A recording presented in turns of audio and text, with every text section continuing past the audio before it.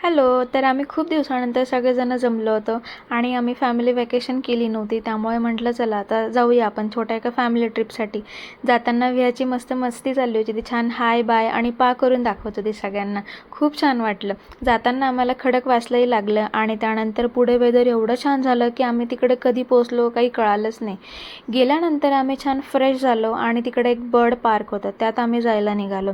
विहाला ते सगळे पक्षी हातात घ्यायचे होते, पण ते जाळ्यात होते त्यामुळे ते घेता नाही आले. पण नेक्स्ट सेक्शनमध्ये गेलो तर तिकडं ते खरंच पक्षी हातात येत होते.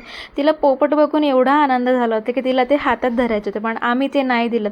मी पण ट्राय करायचं ठरवलं, पण माहीत नाही मला कसली भीती वाटत होती. ते माझ्या हातावर येऊन बसत होते, पण मला खूप भीती वाटत होते आणि इकडे सगळे मला हसत होते. त्यानंतर मग मी माझी मनातली भीती काढायचं ठरवलं आणि हळूहळू ट्राय केलं. पण त्यानंतर पक्षी माझ्या डोक्यावरच येऊन बसला आणि अशी निघाली माझी मनातली भीती. चला भेटूया पार्ट 2 मध्ये. बाय.